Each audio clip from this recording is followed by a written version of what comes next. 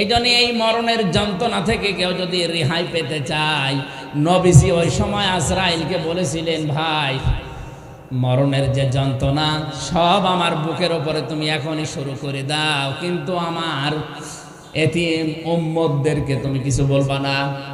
আজরাইল বলেছিলেন, না এটা কথা দিতে পারলাম না, কিন্তু একটা কথা আপনাকে আমি দিতে পারি। কোরআনে কারিমের ৬৬৬৬টা আয়াতের ভেতরে সূরা বাকারার ২৫৫ নম্বর আয়াত যদি আপনার উম্মতেরা ফরজ নামাজ শেষ করার পরেই পড়ে, আর আয়াতের ভেতরে আল্লাহর 10টা ক্ষমতার কথা আছে। কয়টা বলেন বলেন?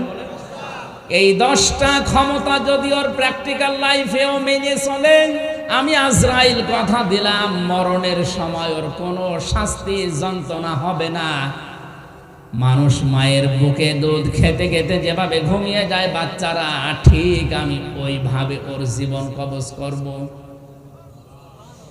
যে যন্ত্রণা থেকে নবীজি পর্যন্ত রেহাই পেলেন না, হযরতে শাম রেহাই পাননি, কেউ এই যন্ত্রণা থেকে বাদ যায়নি। সেখানে যে ফেরেশতা আজরাইল কবজ করবে জান, সেই যদি বলে যে আমি মাফ করে দেব, শাস্তি দেব না, এই আমলটা করলে শুধুমাত্র ফরজ নামাজের পরে আয়াতুল কুরসিতে 10টা ক্ষমতার কথা আল্লাহর আছে, এটা বিশ্বাস করে মনে প্রাণে প্র্যাকটিক্যাল লাইফে দেখাবেন, আর প্রতি 5 ওয়াক্ত নামাজের পরে একবার করে পড়বেন।